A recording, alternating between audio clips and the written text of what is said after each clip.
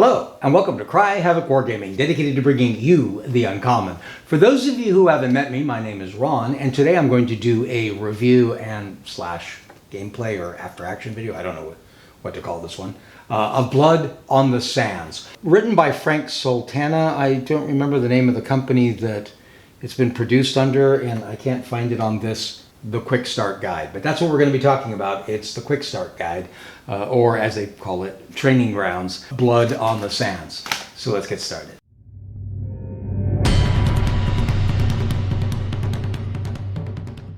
I recently participated in the Blood on the Sands Kickstarter. That was a couple months ago. We just recently were sent a PDF quick starter guide. This is available online on the webpage for Blood on the Sands. The game is also available now for pre-sale for those of you who haven't done the Kickstarter.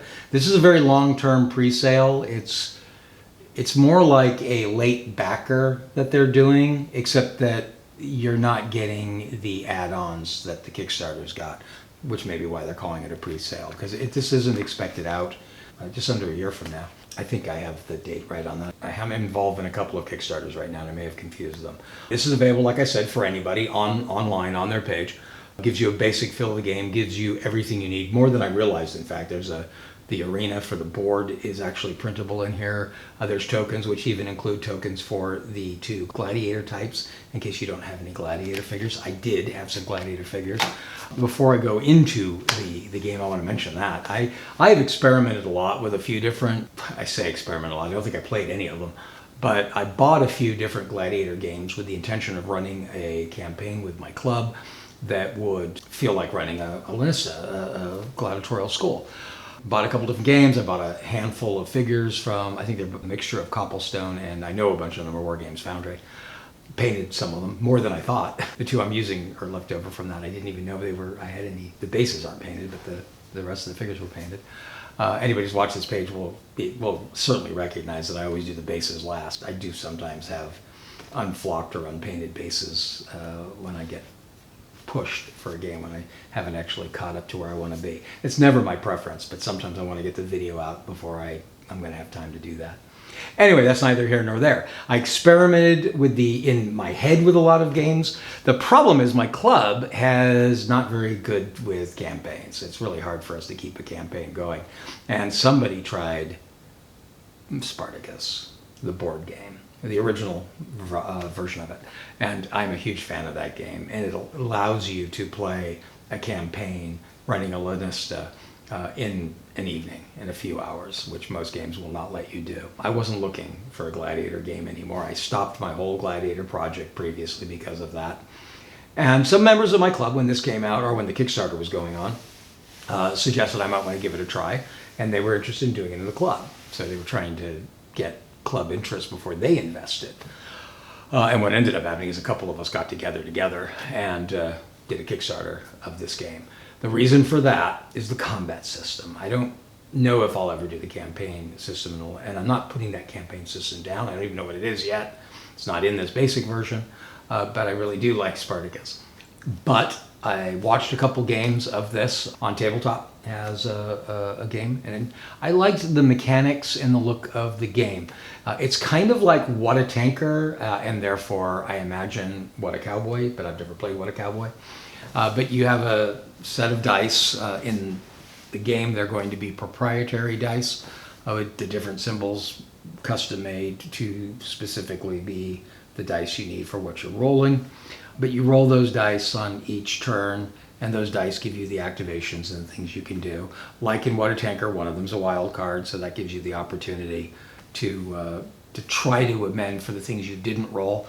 Unlike What a Tanker, you can carry a couple of things over past the end of your turn. I mean, right off the bat, you have a defense die that you can hold and use as a reaction. You don't lose the unspent dice you have from your die roll on your turn until the end of the entire turn, not the end of your turn, but the end of everybody's. So your twos, which are defense, can be held on. But a two can also repurchase a parry, which are your shield token. Those go away when you use them, but you can put them back, refresh them basically, by spending a two. That's sort of like using a two putting it in reserve. And the Laurel, which is in the game you're going to see, it is a 6.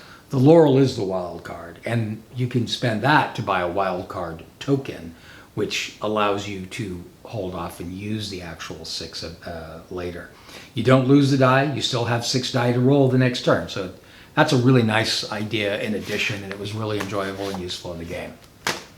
This game differs from other gladiatorial games by the fact that the gladiators are based on the actual styles of gladiators that we're fighting. Gladiator styles were based on a combination of the technique they were expected to use, the weapons they expected to use, and the armor they wore. And it's not this mix and match, oh, I want to wear one of those helmets, I have enough money to buy it, and if you're a Rotarius, this is how you are armed. And to take it to the next step, if you're a Murmillo or a Thrakes, this is who your opponent is. It's not a mix and match deal the way it often is in games. So this version, the Quick Starter Guide, only comes with 2 gladiators, but they are 2 that would be fighting together, Murmillo and the Thrakes. They're a nice balanced starting gladiator because they both have a little armor, they both have a shield, but they're also different enough from each other that you see already how the game is going to work. And part of what's going to give that its flavor and what I'm referring to. You have a card for all of your gladiators. The card has a picture of the gladiator type on, it says who he is, what kind. It has a picture of what they look like. It shows his different body parts and what armor is on there and what the armor amounts are for those. As long as I'm talking about the character side of the card, there's hit points for each of those body spaces. There's a place for the tokens you've earned, and up on the side there's a place to track your fatigue. One of the things you're trying to do is balance your fatigue, to try not to get too exhausted. But on the other side of the card, this is really cool. On this, they're calling them special trait cards, but they're not really cards. They're just reminders written on the sheet. On the bottom are also actual traits. These are our special attack, I think these are.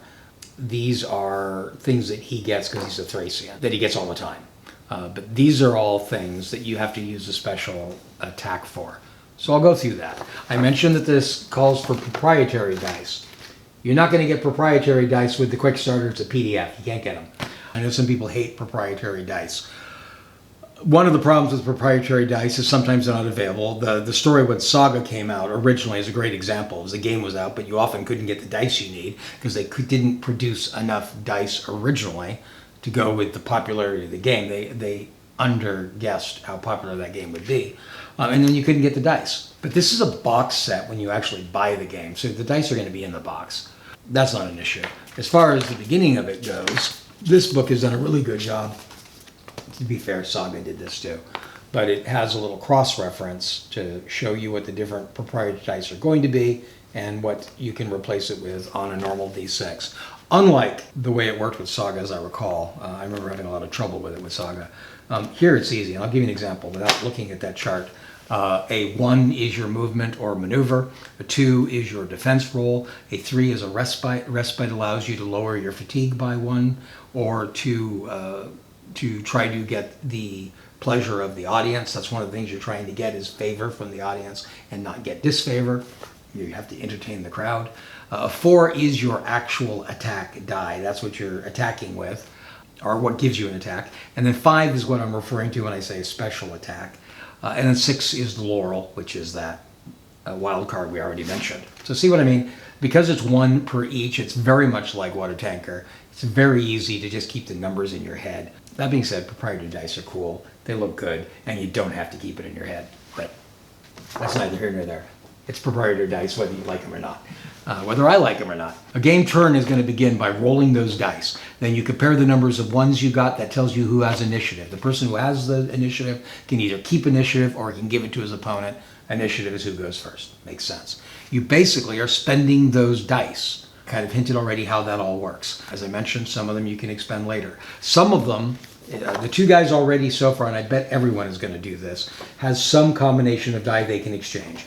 The Thrax, for instance, I didn't bring the Murmillo over here with me, unfortunately, but the Thrax can convert 1s and 5s back and forth. The Murmillo had a similar one, and that makes me think everybody's going to have something. This is a trait. This is automatic. He can always do it. His sword, its trait, that's the Thracian sword, or apparently Sika.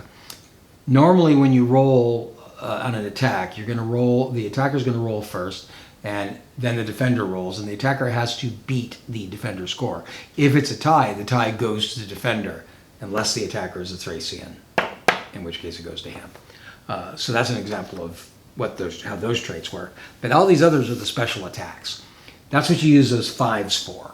Some of them, the rush requires you to be a space away, so some of them have previous requirements you have to meet, but these will give you various additions and pluses to your actual attacks, or sometimes they give you the plus of the wound roll, like the heavy strike.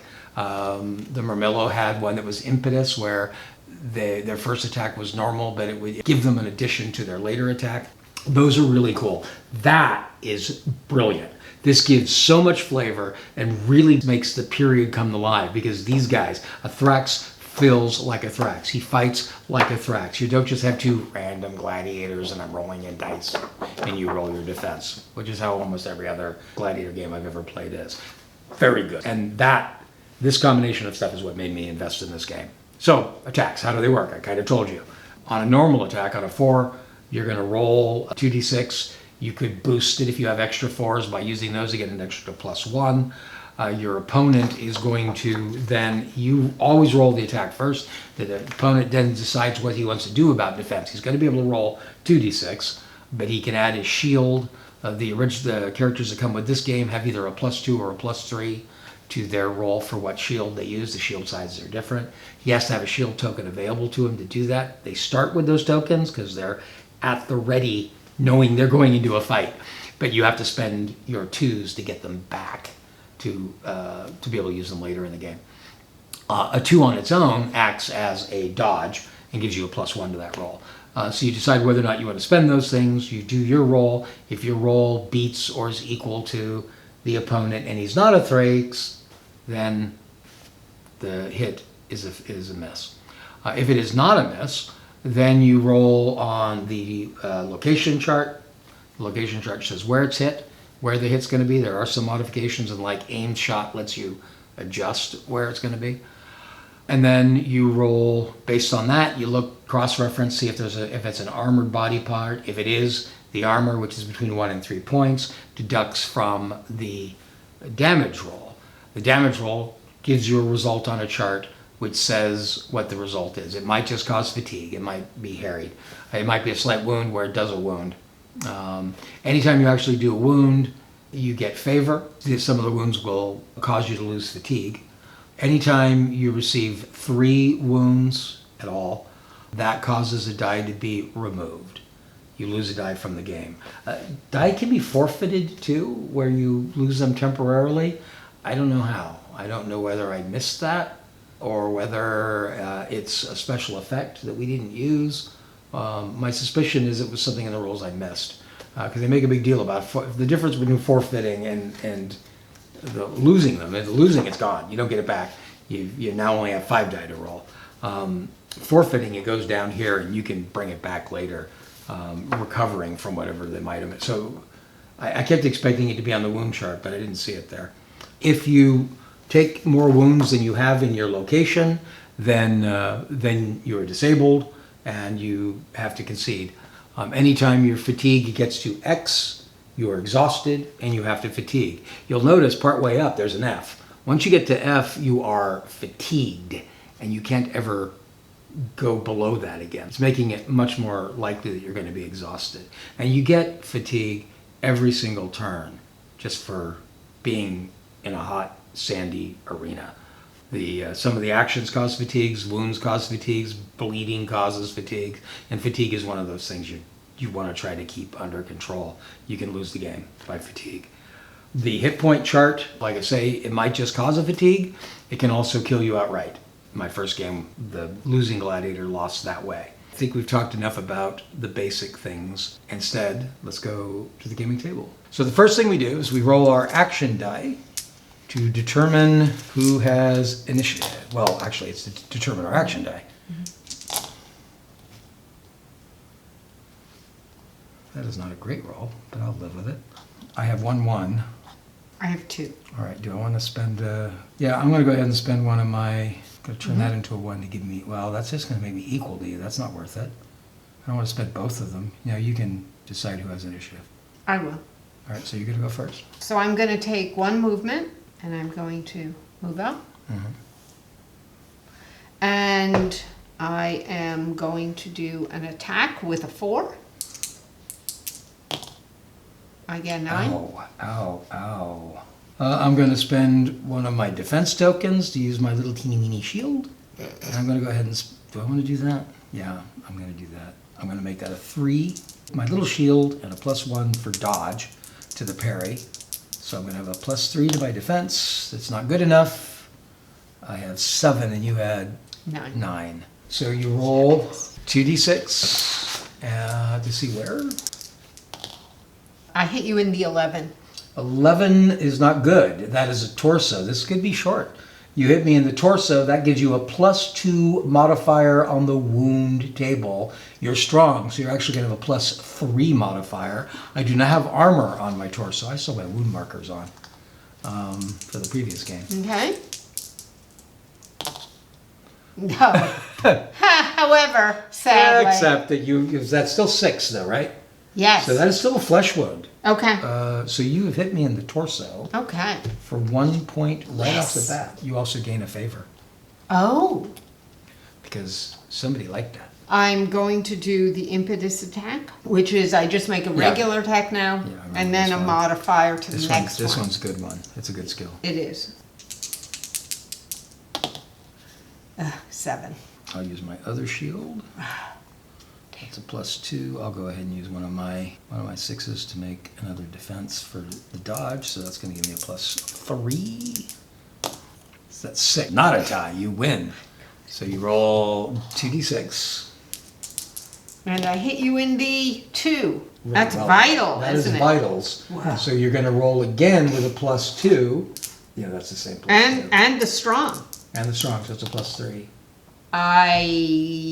You get a 7. 7, is that with the +3? Yes. So that's another flesh wound. And one more attack. This is my second attack under my impetus, which means I get a +2. That would be 9. I'm going to go ahead and use my last laurel, my last 6, to produce a +1 modifier for dodge. Probably not going to matter. Oh, it might. It does. You got it. You're okay. that one. So I'm going to take one step back, and I'm going to save that for defense, because I can turn a 3 to a 2. All right. I'm going to use a 5 to rush in. Wow. Do my special attack rush in. I'm going to... Oh, I can see what you get first. Right. And I got a whopping 4. Yeah, probably not. Our dice are going exactly the other way this time. I'm going to add 1 with this. That turns to a 2. All right. As a defense, so it's a +1 because, 12. I'm going to use the other 5 that's here to do, that one I should have gone here. I'm going to use this one to do the outflank thing because I like that. And I'm going to, That's see the what one you do where I first. jump around to your side and I get a +2. And this time I've got 12. I'm going to use a shield, so that gets me a +3. So what Oh, you I have pulled a it off. 14. Yeah. Yeah, I didn't think you were going to do that. Wow. Me neither. And I'm going to turn this 1 using dominant. I'm going to turn this 1 into a 5. And what am I going to do? I'm going to go ahead and do heavy strike. So I make an attack roll on you. Not great. It's an 8. Okay, one more shield. No, we're tied, so you get it. So I get a plus because of the 3-scene sword. Yeah. I get a +1 because this is a heavy strike. I get this on the wound table. That's 11. This is good. That is torso. Okay. So that's going to give me a +2 modifier. What's your armor in your torso? 0. So I just have a +2. 6. That's not great. That's bad. That's a flesh wound. Yeah. So you take a flesh wound. So in your torso, I get a favor. So that's the end of that turn. Did you roll? Not yet. 2 1s. Well, then you have initiative, sir. All right. I'm going to use the 5 to do the outflank because it's so much fun. And move here, wee, behind you. I get a +2. Really? 5. You got it. Didn't expect that. No. It hits you in the head, 9, so that's a -3, Yeah. right? -3, that's 4. That's Harry. Your fatigue goes up by 1. I'm going to turn that into a 5 and spend it on elusive strike, which means you cannot parry. Do you have a shield? You do. I do have a shield. Yeah, but of course. you can't parry because I'm doing elusive strike. Okay. 8. Now, you could still spend a 2 for a +1 for dodge. You just can't use your shield. All right. I will do that. So it gets me a +1. And you're fine. Yeah, I'm fine. All right. I'm going to go ahead and move the other one. The I'm going one to do normal aim strike. That's a 6. All right. So it does nothing. I'm going to use a 4 for a normal attack. And I'll use the last one to give a +1. You're unstoppable. 6, 7, 8, 8. 9. Because I used the extra one Okay. for the +1. So 9. Guess I'm giving up my last shield, which I will be buying shields. If you roll the right numbers, you stop it. So I'm going to spend this last 2 to get a shield back because I think I'm Okay. going to need it. My 3 can turn into a 2. Mm-hmm. I'm going to buy a shield back. I'm going to do the impetus, the one for the 2 attacks in a row, or impetus attack, so it's the 5, but it's the impetus. 7. I'm going to go ahead and use my shield. Well, you got Didn't need it. second attack, which will be this one. It gives me a +2 now. Use the shield on this one. So That's it's a 7 again, so it's a 9. I do not have a modifier this time. 7, you beat me because I you beat got a you. 9. Okay. So you roll for a 2D. Where the wound is, it's an 8. That is the head. Okay. So it's a -3, just like you. And it's and only a that's 3. nothing. It's nothing. Glancing blow. I still have one more 3, which I'm going to turn to a 2 and make that into another shield back. And I am going to take a step away from you. What? Yep.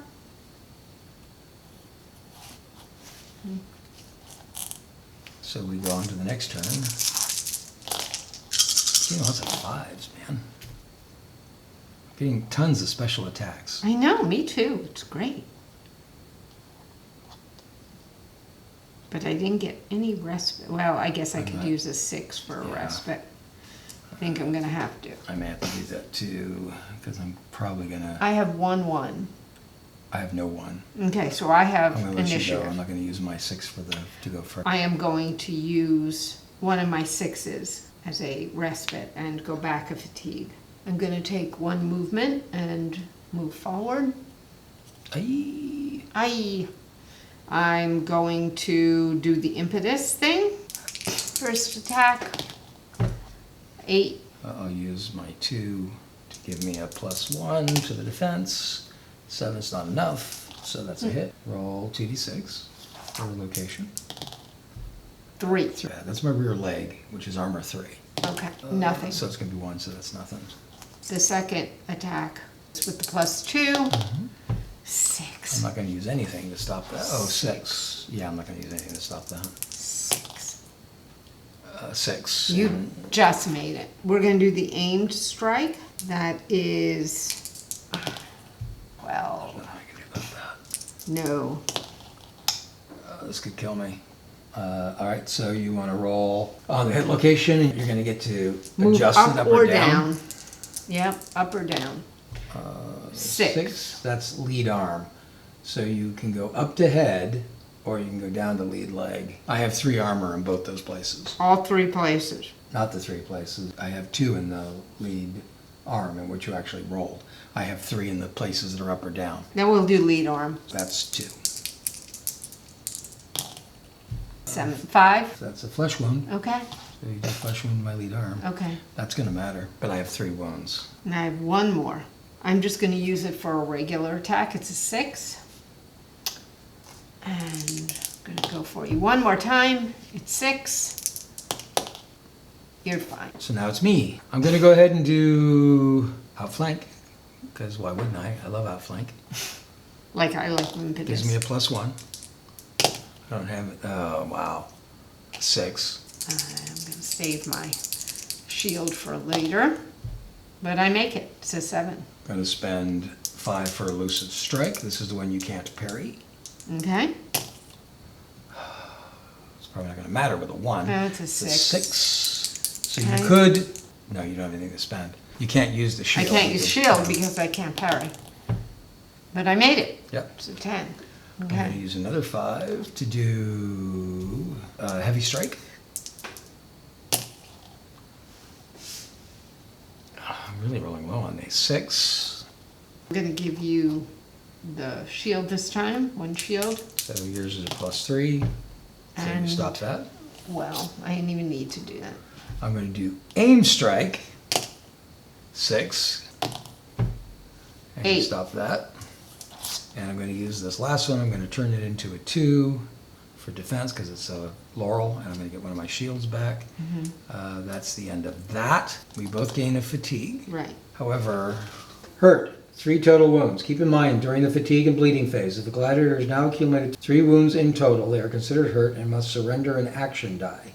Each time they meet the requirements and are hurt, they surrender an additional. So every 3, you're going to lose an action die. So I lose one of these. Okay.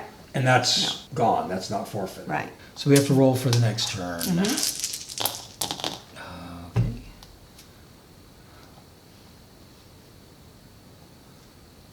Okay. I got A1. And I got a 1 also. I don't think I'm going to change my 6 to fix that 1. Okay, and I will not either. So let's roll. 5. 6. So it's you. I'm going to buy a shield back with my 2. I'm going to attack you with the impetus. Oh, 3. God. Yeah, I wouldn't worry about that one. 5. So You're stop fine. it. And I am going to use my 6 to be a 4, a regular attack, which will be the second one under that, so it'll be a +2. 10. Okay, I will use my shield and my 2 for that. So that's going to give me a +3. And that's enough. You made it. Yep. I'm going to take a step back with my movement. I'm going to buy back my 3rd shield because I can turn a 3 to a 2. And I'm going to take off a fatigue. I'm going to turn my 1 into a 5 because that's what I can do. I'm going to use that 5 to do a rush attack. This goes up by 1. That gets me to you. Time. I'm going to swing at you. And I get 6. Okay. And I get 8. Okay, so you stop that. I will use one of these 6s to turn that into a 5 to do my little outflank, because that's always fun. So that gives me a +1. Whew. 13. Sure, okay, I'll take the shield. Let's see. 12. You just made it. So location 7, that's your lead arm. Okay. I'm 2 armored. So armor, I do 3, that's just harried, so that's a fatigue. Okay. I'm going to use my 3 to get rid of a fatigue. I'm going to use the 6 to turn it into a 2 to get a shield back, and that is me done. Wow, that was quick. We both were quick that time.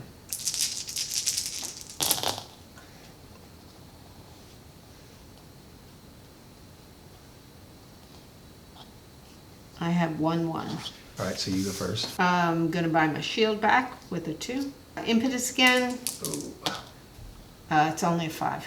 I'm going to leave that alone and try to use my shield for the impetus attack. Yeah, I think that's wise. You're good. I am fine. +2 on this one, so it's 9. So I get a +2 on this one. I don't think I want to change one of those. I think I'm going to need those, but I did need it. Okay. All right, So I hit you in the 11. that's not good. That's a torso, so there's a +2 to that. +3 because you're strong. This could kill me. This could end the game. 4, 5, 6, 7, 8, 9. Deep wound, it does kill me. It gave me a wound and a bleed. You got a favor, but that is it doesn't kill me. It causes me to concede because that's my third torso hit. Oh, okay. Wow. That was amazing. Last time, Yeah. what a difference. Yeah. I think this game's gonna feel different every time we play it, which is Yeah. good. It doesn't look like it will. When the real game comes, it'll be more so because there's not just two styles of gladiators. Right. That was good. I think it's a good game. I'm enjoying it. But it's actually a pretty easy game, I think. I think you can pretty much do most of it with the QRS when you actually know the game. So there you see it. That was the second game I played. Quite a different feel than the first game. The first game we were doing a whole lot more fatigue. We weren't doing a lot of damage. It lasted a whole lot longer. My opponent, Kerry, kept getting hits on my torso, an unarmored part of my body that can only take 3.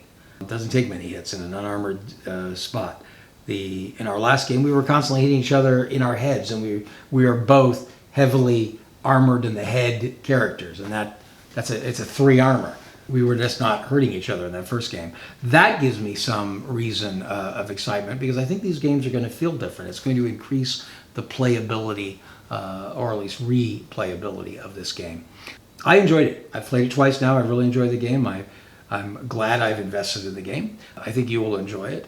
As I mentioned, you don't have to invest yet. It's available for pre-sale, but you can get this quick start and you can try it for yourself. See what you think of it. If you have already done that or have invested in the Kickstarter and want to talk about that, you can do that in a comment section down below. Also, if you have any questions, put those down there and I'll try to answer them. Frank Sultana, the writer of this game, is one of my viewers. Maybe he'll help answer them if I can't, but we'll get them answered one way or the other. If you have ideas for further content you'd like to see us produce here on Cry Havoc Wargaming, I look in the content section for that. That's actually where this came from. Frank asked me if I would do it. He wasn't aware that I was a Kickstarter fan. He apologized to me from that, and I didn't get a chance to say it to him then, but I'm going to say it now. You don't need to apologize for not knowing that I was a supporter of your Kickstarter. I didn't know you wrote it. So there's that. So if you have ideas for the content, please put those down there. If you've enjoyed the video, I hope you'll hit like. And if you'd like to receive further notifications for videos like this one, or others that may help you determine how to better spend your money or time in your tabletop wargaming hobby, then I hope you'll hit subscribe and ring our notification bell. Till next time, cheers.